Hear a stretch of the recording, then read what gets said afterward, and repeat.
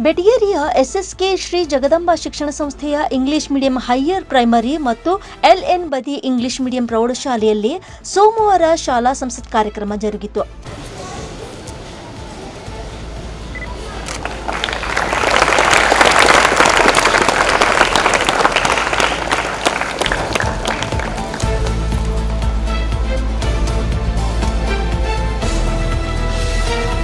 ಕಾರ್ಯಕ್ರಮದಲ್ಲಿ ಶಾಲಾ ಸಂಸತ್ಗೆ ಆಯ್ಕೆಯಾದ ಮಕ್ಕಳಿಗೆ ಪ್ರಮಾಣ ವಚನ ಬೋಧಿಸಲಾಯಿತು.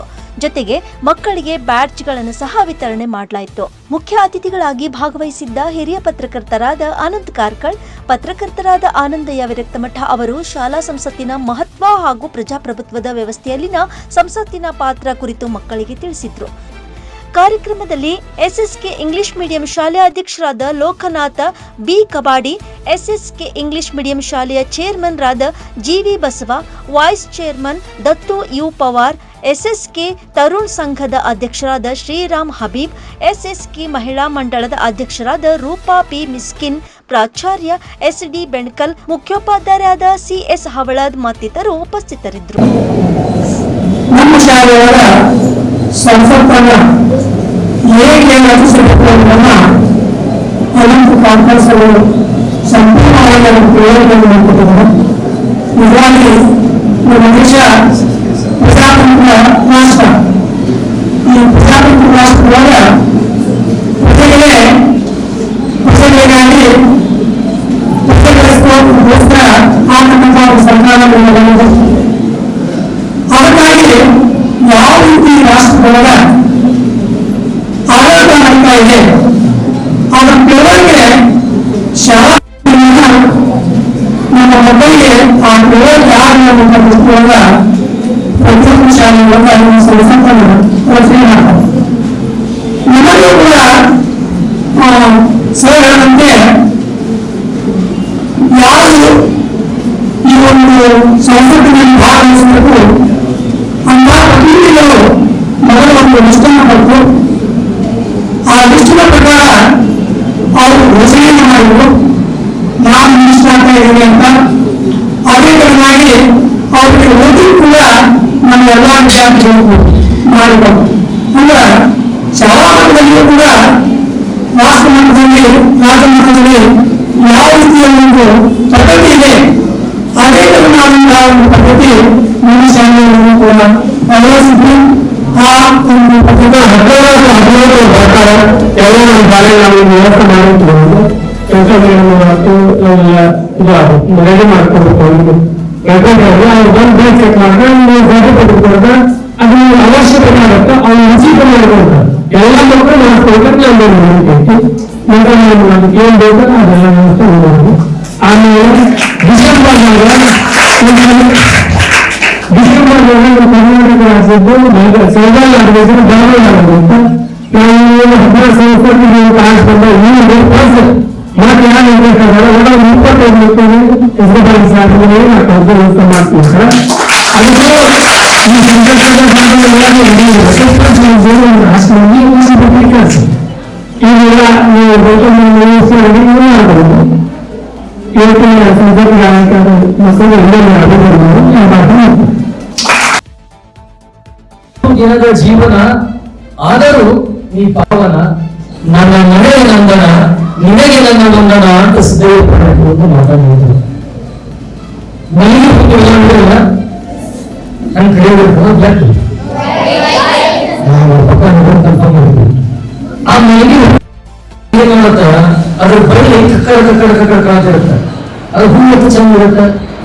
ಬೆಳಗ್ಗೆ ಅರಳುತ್ತ ಸಾಯಂಕಾಲ ಬಾಳಿ ಹೋಗುತ್ತೆ. ಬೆಳಗ್ಗೆ ಹುಟ್ಟುತ್ತ ಸಾಯಂಕಾಲ ಬಾರುತ್ತ ಅಥವಾ ಎಲ್ಲರಿಗೂ ಬೇಕಾಗುತ್ತೆ. ದೇವರಿಗೆ ಬೇಕಾಗುತ್ತೆ, ಮನುಷ್ಯರಿಗೆ ಬೇಕಾಗುತ್ತೆ, ಹೆಣ್ಣು ಮಕ್ಕಳು ಬೇಕಾಗುತ್ತೆ, ಹುಟ್ಟಿನ ಮಗುವಿಗೆ ಬೇಕಾಗುತ್ತೆ. ಕೊನೆಗೆ ಈ ಜೀವ ಬಿಟ್ಟು ಹೋಗಿರ್ತಲ್ಲ ಆ ವ್ಯಕ್ತಿಗೂ ಅವ್ರು ಬೇಕಾಗುತ್ತ. ಅದರದ್ದು ಲೈಫ್ ವೆರೈಟಿ ಎಷ್ಟು, ಅದರ ಜೀವಿತಾವಧಿ ಎಷ್ಟು? 24 hours. One day. ಒಂದು ದಿನದಲ್ಲಿ ಒಂದು ದಿನ ಬದುಕಿ ಬಾಳುವಂತ ಹುಡುಗರು ಎಲ್ಲಿಗೂ ಬೇಕಾಗಬೇಕು. ಜೀವ ಇದ್ದವರಿಗೆ, ಜೀವ ಬಿಟ್ಟವರಿಗೆ, ಮನುಷ್ಯರಿಗೆ, ದೇವರಿಗೆ ಎಲ್ಲಿಗೂ ಬೇಕಾಗಿಲ್ಲ. ಯಾಕೆ ಬೇಕಾಯಿತು ಅಂತಂದ್ರೆ ಆ ಹುಡುಗರ ಸತ್ವ ಅಲ್ಲಿನ ಪ್ರಯೋಗವಿಲ್ಲ. ಒಂದು ದಿನದ ಜೀವನ ಆದರೂ ನೀ ಪಾವನ, ನನ್ನ ಮನೆಯ ಬಂಧನ ನಿನಗೆ ನನ್ನ ಬಂಧನ ಅಂತ ಅವರು ಸುರೇಶ್ವರ ಹೇಳಿದ್ರೆ, ನೀವು ಹಾಗೆ ಕೆಲಸ ಮಾಡಿದ್ರೆ ಇವತ್ತು ನಾನು ಅಭಿನಂದನೆ ಅಂತ ಹೇಳ್ಬೇಕಲ್ಲ, ನೀವು ಕೆಲಸ ಮಾಡಿದ್ರೆ ನಿಮಗೂ ಆ ರೀತಿ ಬಂಧನ. ಇವಾಗ ಈ ಅಭಿನಂದನಾ ಸಮಾರಂಭದ ಅರ್ಥ ಬರುವುದಿಲ್ಲ. ಹಾಗಿದ್ರೆ ಈ ಸಂಸತ್ತನ್ನ ರಚನೆ ಮಾಡಲಿಕ್ಕೆ ಇಂಥದ್ದೊಂದು ವಿಶೇಷವಾಗಿರ್ಬೇಕಂತ ಯಾಕೆ ನಿಮ್ಮ ಸರ್ಕಾರಗಳು ಜಾರಿಗೆ ತಂದವು? ಈಗ ಮಂತ್ರಿಗಳು ವಾರ್ಡ್ ಮೆಂಬರ್ಗಳು, ಮುನ್ಸಿಪಾಲಿಟಿ ಮೆಂಬರ್ಸ್ಗಳು, ಈಗ ಚೀಫ್ ಮಿನಿಸ್ಟರ್ ಕರ್ನಾಟಕ, ಕರ್ನಾಟಕ ಈ ಕ್ವಶನ್ಗೆ ಉದ್ದೇಶಿಸಿ ರೈಟ್ ಆನ್ಸರ್ ನಿಮ್ಗೆ ಯಾರು ರೈಟ್ ಆನ್ಸರ್ ಮಂತ್ರಿ ಯಾರಿಗೆ? ಯಾಕೆ ನಿಮಗೆ ಈ ಕ್ವಶನ್ ಅನ್ನು ಪಡೆದುಕೊಳ್ಳುವುದಂದ್ರೆ ನಿಮ್ಮ ಈ ಪ್ರಾಬ್ಲಮ್ ಟೆಸ್ಟ್ ಮಾಡಬೇಕಾಗಿದೆ. ಈ ಆನ್ಸರ್ ಬಗ್ಗೆ ನಿಮ್ಗೆ ಅಥೆಂಟಿಕ್ ಆಗಿ ನಿಮ್ಗೆ ಗೊತ್ತಿದೆಯೋ? ಯಾವ ಕೂಡ ಬೇರೆ ಹೆಸರು ಹೇಳಿಲ್ಲ. ಬೇರೆ ಎಸ್ ಡಿ ಕೆ ಶಿವಕುಮಾರ್ ಹೆಸರು ಹೇಳಾಗುತ್ತೀರಿ, ಅವ್ರು ಚೀಫ್ ಮಿನಿಸ್ಟರ್ ಆಗಿದ್ರೆ ನೀವು ಗೊತ್ತಿಲ್ಲ, ನೀವೇ ಗೊತ್ತಿಲ್ಲ. ಒಬ್ಬರು ಇಷ್ಟು ಸಹ ಬಹಳಷ್ಟು ಮಾತುಗಳು ಹೇಳಿದ್ರು. ಆ ಮಾತು ಕೇಳಿಸ್ಕೊಳ್ಳಲ್ಲ. ಡಿ ಕೆ ಶಿವಕುಮಾರ್ ಅವರು ಕೂಡ ಒನ್ ಟೈಮ್ ಹಿಂದೆ ಕೂತ್ಕೊಂಡಂತವರು ಬಹುಮಾನಗಳಲ್ಲಿ ಅದು ಈ ಒಂದು ಸಂಸ್ಥೆಯಿಂದ ಆಗಲಿ ಅಂತ ಇನ್ನೊಂದು ಖುಷಿಯ ಸಂಗತಿ. ಹಾಗೆ ಆರಂಭದಲ್ಲಿ ಹಿರಿಯರು ಹೇಳಿದ್ರು, ಯಾವುದೇ ಸರ್ಕಾರದ ಅನುದಾನವನ್ನು ಪಡೆದುಕೊಂಡ್ರೆ ಇವತ್ತು ನಮ್ಮ ಎಸ್ ಸಮಾಜ ಜೊತೆಗೆ ಒಂದು ಚಪ್ಪಾಳೆ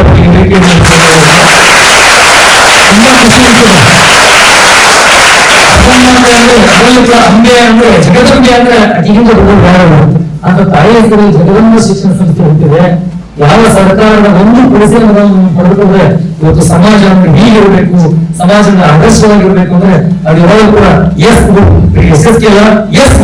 ಎನ್ನುವುದಕ್ಕೆ ನಿಜಕ್ಕೂ ಕೂಡ ಈ ಒಂದು ಸಮುದಾಯ ಸಾಕ್ಷ್ಯ ಬಹುಮಾನಗಳಲ್ಲಿ ಇನ್ನೂ ಉನ್ನತ ವಿಚಾರಗಳನ್ನು ಈ ಸಂಸ್ಥೆ ಹೊಂದಿ ಈ ಮಕ್ಕಳಿಗಾಗಲಿ ಆಗಲೇ ವಿದ್ಯಾರ್ಥಿಗಳಿಗಿರಬಹುದು ಅದ್ಭುತವಾದಂತ ಒಂದು ಶಕ್ತಿ. ಇದನ್ನ ಯಾರೋ ತಯಾರು ಮಾಡಿದ್ರು, ಯಾರು ಆರ್ಡರ್ ಮಾಡಿದ್ರು, ಯಾಕೆ ಮಾಡಿದ್ರು? ಸಂಸತ್. ಇದಕ್ಕೆ ಶಾಲಾ ಸಂಸತ್ ಅಂತಾರೆ, ಬಾಲ ಸಂಸತ್ ಅಂತಾರೆ, ಮಕ್ಕಳ ಸಂಸತ್ ಅಂತಾರೆ. ಎಲ್ಲಕ್ಕಿಂತ ಮುಖ್ಯ ಸ್ಕೂಲ್ ಪಾರ್ಲಿಮೆಂಟ್ ಅಂತ ಹೇಳ್ತಾರೆ, ಮಿನಿ ಪಾರ್ಲಿಮೆಂಟ್. ಇದು ಯಾಕೆ ಬೇಕು ಅಂದ್ರೆ ಎಲ್ಲವನ್ನೂ ಶಿಕ್ಷಕರಿಂದ ಮಾಡಕ್ಕಾಗಲ್ಲ. ಅವರ ಪ್ರತಿರೂಪವಾಗಿ ಈ ಶಾಲೆಯ ವ್ಯವಸ್ಥೆಯನ್ನ ನೋಡಿಕೊಳ್ತಕ್ಕಂಥ ಅದ್ಭುತವಾದಂತ ಯೋಚನೆ ಆಲೋಚನೆ ಈ ಶಾಲಾ ಸಂಸತ್. ಈ ಶಾಲೆಯಲ್ಲಿ ಶಾಲಾ ಸಂಸತ್ತನ್ನ ರಚನೆ ಮಾಡಬೇಕು. 1949ರಲ್ಲಿ ಎಬಿವಿಪಿ ಅಂತ ಸ್ಟಾರ್ಟ್, ಅಖಿಲ ಭಾರತ ವಿದ್ಯಾರ್ಥಿ ಪರಿಷತ್. ಅದಾದ್ಮೇಲೆ 1971ರಲ್ಲಿ ಶ್ರೀಮತಿ ಇಂದಿರಾ ಗಾಂಧಿ ಅವರು 71-72 prime minister of India Shrimati Indira Gandhi NSY ಅನ್ನು ಸ್ಟಾರ್ಟ್ ಮಾಡಿದ್ರು. ಭಾರತೀಯ ಆ ಎರಡು ಯಾಕೆ ಹುಟ್ಟಾಕಿದ್ರು ಅಂದ್ರೆ ಇಡೀ ದೇಶದ ಯುವಕರ ಶಕ್ತಿ ಬೆಳೆಸುವಂತ ವ್ಯವಸ್ಥೆಗೆ ಅವೆರಡನ್ನ ಅದರ ಆಧಾರದ ಮೇಲೆ ಶಾಲೆಗಳು ಮಾಡಿದ್ರು. ಯಾಕೆ ನಮ್ಮ ಪ್ರಜಾಪ್ರಭುತ್ವ ವ್ಯವಸ್ಥೆ ಹೇಗಿದೆ? ನಿಮ್ಗೆ 5ನೇ ಕ್ಲಾಸಿಂದ ಬರುತ್ತೆ, ಸಿವಿಲ್ ಸೈನ್ಸ್ ಕರಿತೀರಿ, SS ಅಂತ ಹೇಳ್ತೀವಿ, ಸೋಷಿಯಲ್ ಸ್ಟಡಿ ಅಂತ ಹೇಳ್ತೀವಿ. 5ನೇ ಕ್ಲಾಸು ಪ್ರಾಥಮಿಕ ಹಂತ, 8ನೇ ಕ್ಲಾಸು ಹೈಯರ್ ಎಜುಕೇಶನ್, ಇದು ಡಿಗ್ರಿ, ಆಮೇಲೆ ಮಾಸ್ಟರ್ ಆಫ್ ನಿಮ್ಮ ಸ್ನಾತಕೋತ್ತರ ಪದವಿ. ಲಿಂಕ್ ಇದೆ. ನೀವು ಅಲ್ಲಿ ಪೊಲಿಟಿಕಲ್ ಸೈನ್ಸ್ ಕಲಿತೀರಿ, ಇಲ್ಲಿ 5ನೇ ಕ್ಲಾಸಿಗೆ ಸಿವಿಲ್ ಸೈನ್ಸ್ ಕಲಿತೀರಿ, ಸಾಮಾಜಿಕ ಶಿಕ್ಷಣ ಅಂತ ಕರಿತೀವಿ, SS ಸೋಷಿಯಲ್ ಸ್ಟಡಿ ಅಂತ ಹೇಳ್ತೀವಿ. ಹೀಗೆ ಏನು ನೀವು ಜಸ್ಟ್ ಈ ಪಾರ್ಲಿಮೆಂಟ್ ವ್ಯವಸ್ಥೆ ಬಂದಿದ್ದು ಬಸವಣ್ಣನ ಕಲ್ಪನೆ, ಅನುಭವ ಮಂಟಪ. ಇವತ್ತು ಆ ಆಧಾರಿತವಾಗಿ ಮೋದಿಯವರು, ನಮ್ಮ ದೇಶದ ಪ್ರಧಾನಮಂತ್ರಿ ಮೋದಿಜಿ ಹೊಸ ಪಾರ್ಲಿಮೆಂಟ್ ತಯಾರು ಮಾಡಿದ್ರು. ಅದು ಅನುಭವ ಮಂಟಪ ಬಸವಣ್ಣವರು. ಯಾಕೆ ಪ್ರಜಾಪ್ರಭುತ್ವ ಉಳಿಬೇಕು, ಸಮಾನತೆ ವ್ಯವಸ್ಥೆ ಬರಬೇಕು, ಸಮಾಧಾನದ ಸರ್ಕಾರ ನಿರ್ಮಾಣ ಆಗಬೇಕು, ನಮ್ಮ ಮಕ್ಕಳಲ್ಲಿ ವಿದ್ಯಾರ್ಥಿಗಳಲ್ಲಿ ನಮ್ಮ ಹೊಣೆಗಾರಿಕೆ ಬದ್ಧತೆ ಏನು ಅಂತ ಅದನ್ನೇ ಸಂವಿಧಾನದ ಮೂಲಕ ನಮ್ಮ ಡಾಕ್ಟರ್ B.R. ಅಂಬೇಡ್ಕರ್ ಅವರು ನಮ್ಗೆ ಹೇಳಿದರು, ರೈಟ್ಸ್ ಅಂಡ್ ಡ್ಯೂಟೀಸ್, ಹಕ್ಕುಗಳು ಮತ್ತು ಕರ್ತವ್ಯಗಳು. ನಮ್ಮ ಹಕ್ಕುಗಳನ್ನು ನಾವು ಪಡಿತೀವಿ, ನಮ್ಮ ಶಿಕ್ಷಣ, ನಮ್ಮ ಧರ್ಮ, ನಮ್ಮ ಬದುಕು, ಇವೆಲ್ಲ ಹಕ್ಕು, rights. But what is our duties? ನಮ್ಮ ಕರ್ತವ್ಯಗಳಿವೆ. ಆ ಕರ್ತವ್ಯಗಳನ್ನು ತಿಳ್ಕೊಳ್ಳೋಕೆ ಇದು ಬೇಸಿಕ್ ಥಿಂಗ್ಸ್ ಇದು ನಿಮ್ಮ parliament. It is not A paper bend. Very good concept. It is A parliament. ಇದು ಸುಮ್ಮನೆ ಏನೋ ಮಾಡೋದಲ್ಲ. ಇಲ್ಲಿ ಯಾರ್ಯಾರು ಏನೇನು ನಿಮ್ಮ ಕೆಲಸ ಏನ್ ಮಾಡ್ಬೇಕು ಅದನ್ನೇ ಮಾಡೋದು. ಇಲ್ಲಿ ನಿಮ್ಮ ಆಡಳಿತ ವ್ಯವಸ್ಥೆಯಲ್ಲಿ ನಿಮ್ಮ ಶಿಕ್ಷಕರಾಗಲಿ, ಪ್ರಿನ್ಸಿಪಾಲ್ರಾಗಲಿ, ಆಡಳಿತ ಮಂಡಳಿ ಆಗಲಿ ಹಸ್ತಕ್ಷೇಪ ಮಾಡೋಂಗಿಲ್ಲ. ಇವರ ಫ್ರೀ ಬರ್ಡ್. ನೀವು ಮೊದಲು ಶಿಸ್ತಿರಬೇಕು. ಇಲ್ಲಿ ಮೊದಲು ಕ್ರೀಡಾ ಯಾರೋ ಮಂತ್ರಿ, ಕ್ರೀಡಾ ಮಂತ್ರಿ ಹೇಳಿದ್ರಿ, ನಿಮ್ಗೆ ಯಾವ ಇಲಾಖೆಗೆ ಸಂಬಂಧಪಡುತ್ತದೆ? ನಮ್ಮ ರಾಜ್ಯದ ಆಡಳಿತ 34 ಇಲಾಖೆ ಇದಾವೆ. ಅದರಾಗ CM ಒಂದು ಬಿಟ್ಟರೆ 33 ಇಲಾಖೆ ಇದಾವೆ. 34 ಮಂತ್ರಿ ಇರ್ತಾರೆ ರಾಜ್ಯದಲ್ಲಿ, ಕೇಂದ್ರದ ಬೇರೆ. ರಾಜ್ಯದಲ್ಲಿ 34 ಇನ್ಕ್ಲೂಡಿಂಗ್ CM 34 ಮಂತ್ರಿಗಳು ಇರ್ತಾರೆ. 34 ಇಲಾಖೆಗೆ ಒಬ್ಬ ಮಂತ್ರಿ. ನಮ್ಮ ಕರ್ನಾಟಕದ ಯುವಜನ ಸೇವಾ ಕ್ರೀಡಾ ಇಲಾಖೆ ಮಂತ್ರಿ ಯಾರು? ಇನ್ನ ಆಡಳಿತ ಎಲ್ಲಿ ಬರುತ್ತೆ?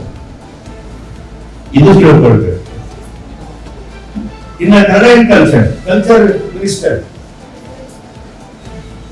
ನೀವು ಕನ್ನಡ ಮತ್ತು ಸಂಸ್ಕೃತಿ ಇಲಾಖೆ ಸಂಬಂಧಪಡುತ್ತೆ. ಕಂಪಲ್ಸರಿ ಹೋಗಿ ನೀವಲ್ಲ, ಅವ್ರ ಹತ್ರ ಅನುದಾನ ಇರುತ್ತೆ ಶಾಲೆಗೆ. ನಾನು ಯಾಕೆ ಹೇಳ್ತೀನಿ ನಿಮ್ಗೆ, ನೀವು ಮೊದಲು ಅದು ಬರೀಬೇಕು. 100, 102, 112, 108 ಇವೆಲ್ಲ ಯಾರೋ ಹೆಲ್ತ್ ಮಿನಿಸ್ಟರ್ ಇದ್ದಾರೆ, ನೀವು ಮಾಡಬೇಕು. ಮತ್ತೆ ಎಜುಕೇಶನ್ ಮಿನಿಸ್ಟರ್ ಇದ್ದಾರೆ, ನೀವು ಶಿಸ್ತು ಇರ್ಬೇಕು ಮೊದಲು, ಆಮೇಲೆ ಶಿಕ್ಷಣ. ನೀವು ಶಾಣೆಯರ್ ಇರ್ಬೇಕು. ಮತ್ತೆ ಯಾರು ಇಲಾಖೆ ಇದ್ರಿ? ಫೈನಾನ್ಸ್ ಮಿನಿಸ್ಟರ್ ಇದ್ರಿ, ಎಷ್ಟೇ ದುಡ್ಡು ನಿಮ್ ಕಡೆ? ದುಡ್ಡು ಬೇಕಲ್ಲ, ಯಾರು ಕೊಡೋದ್ರಲ್ಲ. ನೀವು ಗದಗ ಜಿಲ್ಲೆಯ ಸುತ್ತಮುತ್ತ ಇರುವಂತ ಎಲ್ಲಾ ಪ್ರವಾಸಿಗ ತಾಣಗಳನ್ನ ತೋರಿಸ್ಬೇಕು ಇವ್ರಿಗೆ. ಈ ಶಾಲೆಗೆ ಹೆಂಗ್ ಮಾಡ್ಬೇಕಂದ್ರ ಪ್ರವಾಸೋದ್ಯಮ ಇಲಾಖೆ ಇದೆ, ಅಲ್ಲಿ ಹೋಗ್ಬೇಕು, ರಿಕ್ವೆಸ್ಟ್ ಮಾಡ್ಬೇಕು. ನೀವೆಲ್ಲ ಲೆಟರೇಟ್ ಮಾಡಬೇಕು. ಸ್ಕೂಲ್ ಸೈಡ್ ಒಂದು ಲೆಟರೇಟ್, ಒಂದ್ ಸೈಡ್ ನಿಮ್ದು ಸಂಸತ್ ಒಂದ್ ಲೆಟರೇಟ್ ಮಾಡಬೇಕು. ನಾನು ಸುಮ್ಮನೆ ಭಾಷಣ ಮಾಡೋದಿಲ್ಲ, ನೇರವಾಗಿ ಹೇಳ್ಬಿಡ್ತೀನಿ. ಭಾಷಣ ಮಾಡೋದ್ರಲ್ಲಿ ಅರ್ಥ ಇಲ್ಲ. ಆ ಲೆಟರೇಟ್ ನಲ್ಲಿ ನೀವು ರಿಕ್ವೆಸ್ಟ್ ಮಾಡ್ಬೇಕು, ನಾನು ಇಂತ ಲಕ್ಕುಂಡಿ ನಾನು ದೇವಸ್ಥಾನಗಳನ್ನ ನೋಡ್ಬೇಕು, ನಮ್ಮ ಶಾಲೆ ವಿದ್ಯಾರ್ಥಿ ಕರ್ಕೊಂಡು ಹೋಗ್ಬೇಕು, ನೀವು ಅನುಕೂಲ ಮಾಡಿಕೊಡಿ. ನಿಮ್ಮಲ್ಲಿ ವಾಹನ ಇದೆಯಲ್ಲ, ವಾಹನ ಇಲ್ಲ, ಒಂದು ರಿಕ್ವೆಸ್ಟ್ ಮಾಡಿದ್ರೆ ವ್ಯವಸ್ಥೆ ಮಾಡ್ತಾರೆ.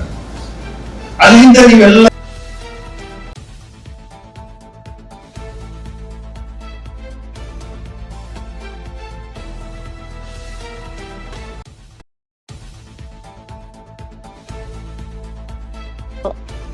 Rice up news Gadag.